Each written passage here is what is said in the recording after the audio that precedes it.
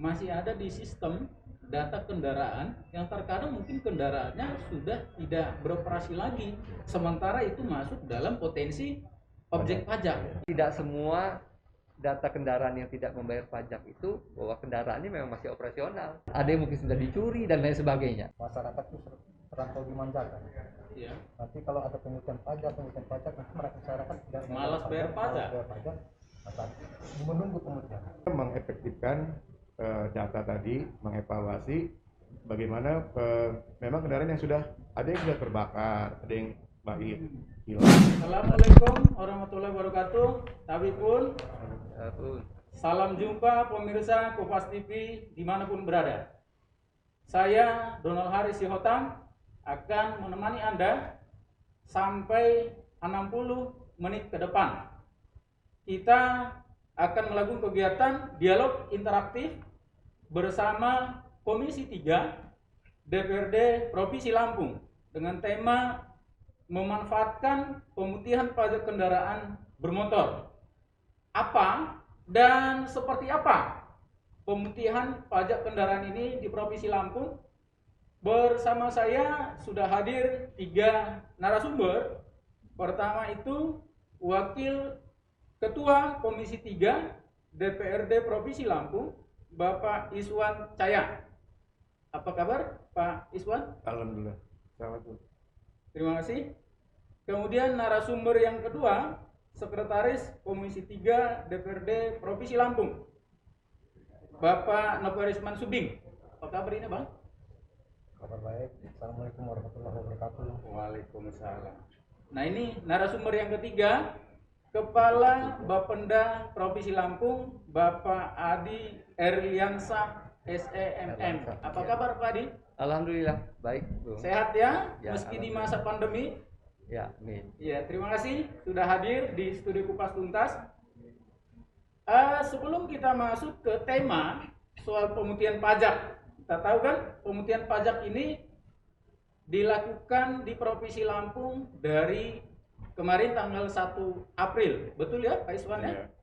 Nah, tapi sebelum itu karena yang kita undang ini dialog interaktif dengan Komisi 3 DPRD Provinsi Lampung, mungkin pemirsa Kupas TV pengen tahu dulu di DPR Provinsi Lampung ini ada berapa komisi, lalu Komisi 3 ini membidangi apa saja. Nah, mungkin Pak Iswan bisa sampaikan, silakan Pak. Baik. Assalamualaikum warahmatullahi wabarakatuh. Selamat sore pemirsa. Terima kasih. DPRD Provinsi Lampung di periode ini kita terdiri dari 5 komisi. Komisi 1 berkenaan dengan pemerintahan dan hukum politik. Komisi 2 berkenaan dengan pertanian, ekonomi. Kita komisi 3 komisi anggaran. Komisi 4 pembangunan, dan komisi 5 kesejahteraan, pendidikan dan kesehatan. Jadi 5 komisi itu yang ada di DPRD Provinsi Lampung. Kalau mitranya Pak Iswan? Kalau masing-masing mitra di Komisi 3. Komisi 3 bermitra dengan yang pertama yaitu Badan Pendapatan Daerah Bapenda, yang kedua BKD, Badan Keuangan dan Aset. Yang keempat Biro Pembangunan, Biro Perekonomian ini. Yang keempat berkenaan dengan BUMD. Oke, jadi kegiatan dialog interaktif kita hari ini dengan Bapenda ini salah satu mitra kerja ya Bang Nover ya? Oke, berarti pas ya? Pas. Ya. Nah, ini kan kita tadi temanya soal masalah pemutihan pajak kendaraan di Provinsi Lampung. Nah, ini mungkin dari Bang Nover nih sebagai Sekretaris Komisi 3 bisa diceritakan dulu sebelum program ini disampaikan ke masyarakat, prosesnya itu seperti apa gitu Bang? Monggo Bang. Ya, terima kasih Siotang. Sebenarnya pemutihan pajak ini awalnya ketika DPRD bersama pemerintah daerah melakukan pembahasan APBD. Di situ kita kita melihat adanya potensi, dan di Komisi 3 juga melihat adanya potensi pajak yang bisa kita dapatkan dari kendaraan. Dulu memang di 2017 itu pernah ada pengujian pajak. Oke. Terakhir 2017 ya? 2017. Iya. Dari targetnya memang tidak tercapai 100%, hanya 30%. Tapi dari target 30% itu ya alhamdulillah bisa lumayan bisa memperoleh pajak. Nah di tahun ini yang pertama saya sangat mengapresiasi kebijaksanaan Pak Gubernur ini yang melaksanakan penghutian pajak ini. Sebenarnya penghutian pajak ini bukan suatu hal yang istimewa menurut saya, karena ini sebenarnya ya karena masyarakat itu terlampau dimanjakan. Iya. Nanti kalau ada penghutian pajak nanti masyarakat tidak Malas bayar pajak. akan menunggu penghutian. Iya. Ini sebenarnya Pak Gubernur ini tidak mau melaksanakan penghutian pajak ini pada awalnya. Akan tetapi karena pandemi COVID Corona ini, ekonomi kita mulai merosot, termasuk juga sampai ke Lampung. Inilah salah satu penyebab maka Lampung melaksanakan penghutian pajak ini. Kita berharap dari penghutian pajak ini di target waktu itu ada 270 miliar. Nah ini ya saya tidak optimis dapat 100%, tapi bisa masuk 40% itu sudah syukur alhamdulillah. Oh, jadi ini kegiatan program ini salah satu karena kita sekarang di masa pandemi COVID, Ya. gitu ya Pak ya. Jadi untuk membantu masyarakat karena memang ekonomi juga lagi sulit di masa pandemi, begitu ya. Nah, Pak Adi, kalau tadi Bang Nover bilang 2017 terakhir itu tidak tercapai target pemutihan pajak itu, ketika itu hanya sekitar 30%. Bisa mungkin dijelaskan rincinya waktu kita pemutihan pajak di 2017 totalnya berapa yang bisa PAD yang masuk dari pemutihan pajak tersebut Pak Adi? Ya, baik Keltang dan para pemerintah. Jadi di 2017 bagaimana tadi disampaikan oleh Bung Nover, pemerintah Provinsi Lampung pernah melaksanakan kegiatan serupa ya, pemutihan pajak. Jadi sebenarnya pemutihan ini tidak ada bahasanya dalam perundang-undangannya ya, bahasa populernya. Jadi yang ada itu adalah di dalam perda itu maupun dalam undang-undang itu adalah keringanan atau penghapusan pajak gitu ya. Nah, jadi tadi istilah populernya pemutihan ya. Nah, di 2017 itu ketika dilaksanakan potensinya ada sekitar 350 atau 370 miliar. Tapi yang masuk benar tadi disampaikan hanya sekitar 30%, karena maksudnya waktu itu cuma 95 sekitar itulah, sekitar 95 miliar saja. Nah, itu yang terjadi di 2017 yang lalu. Nah, tahun ini kalau kita melihat potensi, jika wajib pajak yang menunggak ini kita pungut 1 tahun, nilainya memang sekarang sudah 400-an lebih ya, 400 miliaran lebih. Nah, kita berharap tahun ini ya paling tidak, kalau yang lalu 2017 30%, mungkin sekarang bisa 40 atau mungkin bisa 50%, harapan kita seperti itu. Jadi bisa dibilang kalau tahun 2017 itu sebenarnya nggak sukses goalnya ya Pak ya? Ya, jadi sukses. Jadi begini, memang kalau kita bicara mengenai tunggakan pajak kendaraan bermotor ini, harusnya kita pilah-pilah dulu datanya. Karena tidak semua data kendaraan yang tidak membayar pajak itu bahwa kendaraannya memang masih operasional, atau mungkin kendaraannya sekarang sudah tidak ada lagi, nggak jalan. Iya, sudah tidak jalan, ada yang mungkin sudah dicuri dan lain sebagainya. Tapi datanya masih ada di sistem. Data masih ada, karena memang di dalam kesamsatan ini sesuai dengan Perpres 5 2015, pembayaran pajak ini ada di Samsat ya, koordinator Samsat itu pihak polisian. Nah, registrasi dan identifikasi kendaraan itu kan adanya di Korlantas. Nah, memang data itu belum pernah dihapus. Jadi kendaraan-kendaraan yang mungkin dari tahun 50 dan masih terdaftar gitu. Nah, itu jadi mungkin dengan kegiatan pemutihan yang kita laksanakan sekarang, mungkin kita manfaatkan momentum ini untuk memilah-milah data itu, mana yang memang masih aktif, mana yang memang sudah tidak muncul lagi kan, sudah kita mungkin bisa kita pisahkan data gitu. Nah ini masalah data ini. Tadi disinggung Pak Adi soal data Pak Iswan, Iya. ya kan? Masih ada di sistem data kendaraan yang terkadang mungkin kendaraannya sudah tidak beroperasi lagi, sementara itu masuk dalam potensi objek pajak, gitu ya kan? Nah soal data yang seperti itu bagaimana nih Pak Iswan? Ya, sesuai dengan tugas fungsi DPR dalam hal ini berkaitan dengan kegiatan pengujian pajak ini, kita mulai perencanaan dari awal bahwa yang disampaikan oleh Pak Novel tadi dibahas di target anggaran 2021-2022 di APBD, di badan anggaran proses pencapaian PAD, salah satunya yaitu pajak kendaraan bermotor sesuai dengan Undang-Undang Nomor 28 2009 tentang pajak dan restitusi daerah.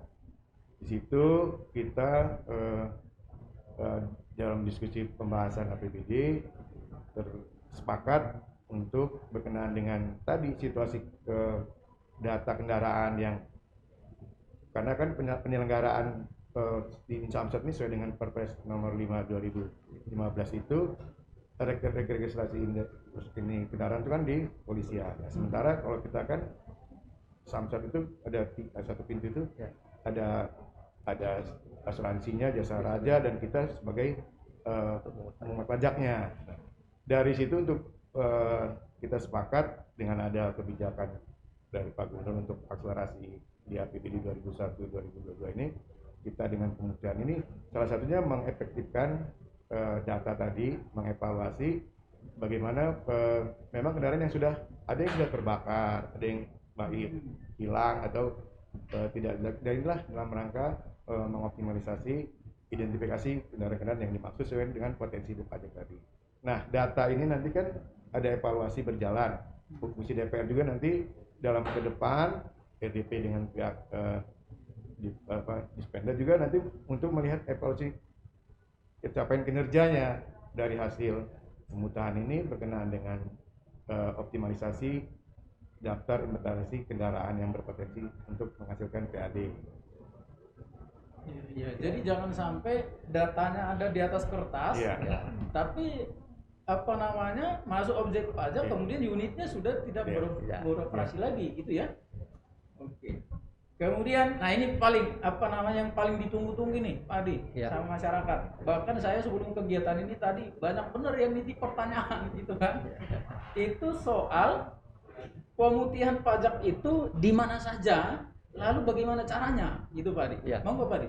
Ya, jadi kegiatan pemutihan pajak kendaraan bermotor ini kita laksanakan di 14 samsat induk dan 1 samsat pembantu. Nah, kita sepakat melaksanakan ini di awal itu adalah berdasarkan hasil koordinasi kita dengan pihak Dirlantas Polda. Nah, kemudian dalam perkembangannya kita evaluasi. Sekarang sudah kita buka juga di unit pelayanan cepat, itu sudah buka juga. Untuk yang unit-unit lain seperti di Samling, seperti di Samsat Mall itu masih kita evaluasi. Untuk pendaftarannya kita laksanakan untuk yang di Bandar Lampung itu pendaftaran melalui online. Jadi masyarakat mendaftar dulu, kemudian nanti di sana masyarakat bisa memilih waktu kapan dia akan melakukan pembayaran. Ini kita lakukan untuk tetap menjaga protokol kesehatan, jadi supaya tidak terjadi kerumunan.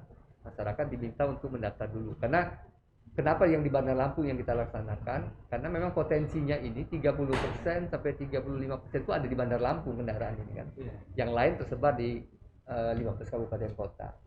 Nah itu yang di kabupaten kota kita pelaksanaan secara manual saja, ya seperti biasa reguler ya. Jadi silakan masyarakat mendaftar, datang untuk dilayani nanti oleh petugas. Di awal kita di Bandar Lampung itu kita batasi, jadi sehari itu 150 kendaraan dibagi 3 shift, di pagi 50 jam jam 8 sampai dengan jam 10, kemudian jam 10 sampai jam 12.50, jam 1 sampai jam 3. Nah, hasil evaluasi kemarin karena antusias masyarakatnya cukup tinggi juga dan pelaksanaan bisa terkendali, maka sudah kita tambah sekarang kuotanya. Jadi sehari itu bisa 225 untuk di Bandar Lampung. dari 150 Ya, Pak ya. nah, jadi Naik, per ya? shift itu kita naikkan sekarang 75. Oke. Nah, alhamdulillah sudah berjalan selama beberapa hari ini, berjalan lancar. Artinya tetap bisa kita laksanakan protokol kesehatan. Itu yang sudah kita laksanakan. Kalau untuk kabupaten kota masih bisa dilayani karena jumlahnya juga masih di bawah 150 per hari. Kalau jam-jamnya adakah diatur atau langsung dari pagi sampai sore atau gimana nih Bang Novel?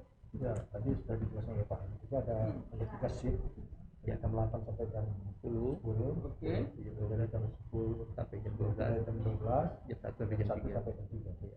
Oke. Nah, ini memang karena ini sedang COVID, tentunya juga kita menggunakan protokol kesehatan. Nah, ini sudah terjadi juga di Lampung Utara. Ya, Lampung Utara sempat ditutup kalau tidak salah. Lampung Utara sempat sehari ini masih di lockdown Oke. karena ada yang terpapar COVID-19 itu.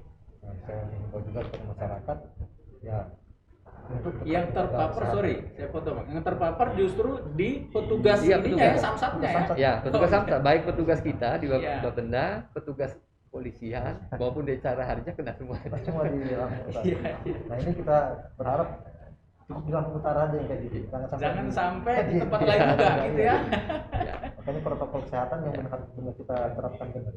Iya, jangan sampai apa namanya programnya baik, Ya. kemudian justru jadi masalah gitu ya Pak Iswan ya. Iya. Kemudian bagaimana pengawasan dari DPR ini, Pak Iswan? Iya, Dari sejak kalau tidak salah kan ini tanggal 1 April Ya, ya, mulai satu sudah mulai sampai September. September, 30 Akhir September. September. Iya, 30. oke. Nah, sampai sejauh ini seperti apa pengawasannya ini, Pak Iswan? Ya, kita secara fungsional reguler kan kita ada RDP triwulan 1, Iya. triwulan 2, nanti dari situ kita evaluasi hasil kerja ini dalam rangka menyampaikan kepada publik. Dalam hal ini kan pertanggungjawaban politiknya ada di DPR, Oke. fungsional secara teknis kan di pihak Eksekutif, eksekutif. Dalam hal ini kan Pemda itu kan gubernur dan DPR. Ya. Nah, jadi kita secara fungsional nanti akan RDP di triwulan 1 kemarin nanti sudah kita lakukan dengan proses melaporkan pelaksanaan. Nanti perjalanan pelaksanaannya kita akan evaluasi di RDP di triwulan kedua. Mudah-mudahan nanti hasil evaluasi kita juga berharap bisa memberikan hasil yang positif baik pada wajib pajak maupun pada sisi pemerintah daerah sendiri, karena ini adalah aspek PAD kita yang sangat kita harapkan lebih signifikan di APBD 2021 ini. Tapi sebelum kita melakukan RDP selalu Iya. melakukan komunikasi supaya memang pelayanan itu dilakukan Iya. maksimal gitu ya. Ya, kita juga melalui kita kan representasi masyarakat. Ya. Kita juga banyak pengaduan-pengaduan juga. Kita juga merasionalisasi bahwa program sedang berjalan, ikuti dan tetap mengedepankan protokol kesehatan. Yakin semuanya akan terlayani. Mudah-mudahan karena kan keinginan masyarakat ingin bayar pajak itu kan dalam situasi begini yang tadinya ini dengan ada kebijakan dia lebih akan termotivasi lagi untuk bisa melakukan kewajibannya selaku wajib pajak. Jadi dari beberapa masukan dari media juga kan yang sering ke kantor kita juga sampaikan pelaksanaan. Sekarang kan ada juga yang keliling, ada yang di mall-mall. Nah, kalau khusus untuk yang ini di 14 daerah itu juga kita harapkan secara maksimal bisa memberikan pelayanan yang terbaik buat masyarakat. Nah ini Pak Adi, Ya. tadi kan kalau bahasa Pak Adi bukan pemutihan, penghapusan, gitu Ya. ya kan, penghapusan pajak. Ya. Kalau menurut regulasinya. Iya. Gitu. Nah ini yang dihapus apa saja? Iya. Apakah pajak-pajak sebelumnya juga dihapus, denda dihapus, atau cuma denda sebelumnya atau seperti apa gitu Pak Adi? Ya, jadi memang ini kan pilihan ya. Bisa kita melakukan penghapusan itu boleh dihapuskan semuanya, apakah dihapuskan sekian tahun gitu ya. Tapi kita juga belajar dari pengalaman sebelumnya dan juga beberapa di daerah yang lain. Kalau masyarakat ini di kendaraan yang misalnya sudah 5 tahun, dia ikut kegiatan program penghapusan atau pemutihan ini dipungutnya 2 tahun. Kadang-kadang masih ada keengganan. Iya. Nah, karena kita juga dalam rangka membantu masyarakat yang terdampak COVID, karena tahun lalu kan kita menurun cukup banyak itu, ada 20% masyarakat yang tidak membayar, akibatnya kan penerimaan kita juga menurun kan. Nah, jadi kita ambil kesimpulan, kita ambil keputusan bahwa kita menghapuskan semua denda pajak, kemudian semua pokok pajak. Jadi kita hanya tahun berjalan. membayar tahun berjalan.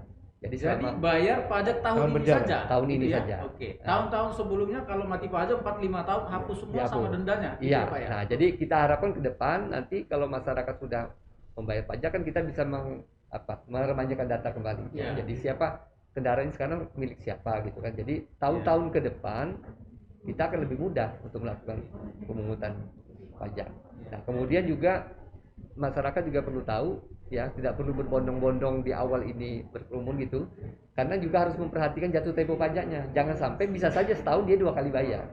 Jadi misalnya begini, kan kita dibayar, dia mengikuti jatuh tempo. Iya. Jadi misalnya jatuh temponya bulan September, Iya. ya. Dia membayar pajaknya sekarang, Iya. bulan 4.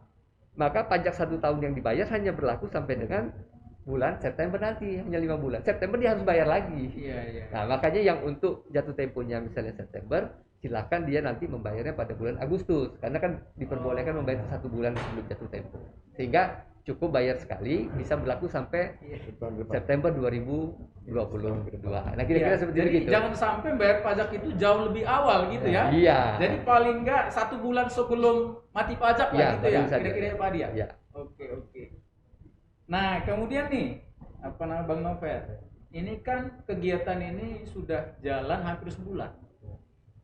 Dari pelaksanaan program ini selama 1 bulan ini, apa saja informasi dari masyarakat yang disampaikan dengan DPR terkait dengan pelayanan program pemutihan ini? Pada dasarnya masyarakat itu gembira, Oke. menyambut gembira dengan pemutihan pajak ini. Bahkan saya pantau di Lampung Timur dan di Metro. Ini memang shiftnya mereka minta tambah. Oh gitu. Bukan hanya satu shift itu 50 Iya. wajib pajak, Iya. tapi kalau bisa perlu ditambah juga. Nah, seperti Bandar Lampung alhamdulillah sudah ditambah. Nah, ke depan saya juga minta Pak Adi kalau bisa ditambah lagi. Ya. Terutama di daerah-daerah yang padat wajib pajak, di Metro kan padat. Oke.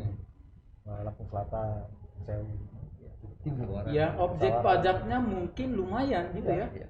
Atau objek pajak yang lumayan, atau daerah itu sesungguhnya yang bayar pajak banyak yang menunggak pajak. Iya.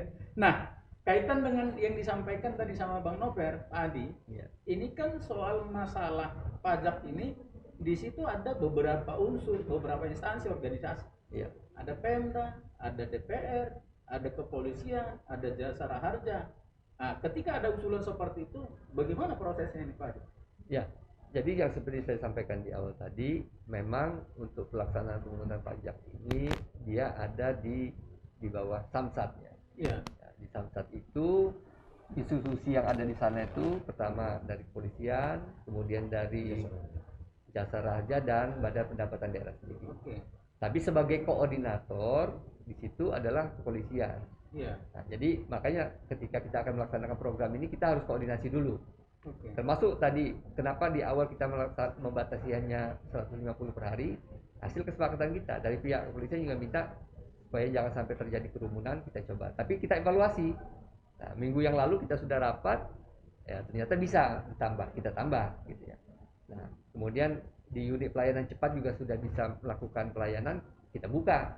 Nah, ke depan mungkin nanti kalau memang nanti diperlukan dan sangat dimungkinkan mungkin untuk dilaksanakan, mungkin yang di mall, di Samling bisa saja nanti kita buka juga jika antusias masyarakat itu tinggi dan tetap kita bisa menjaga protokol kesehatan, mungkin bisa saja kita buka.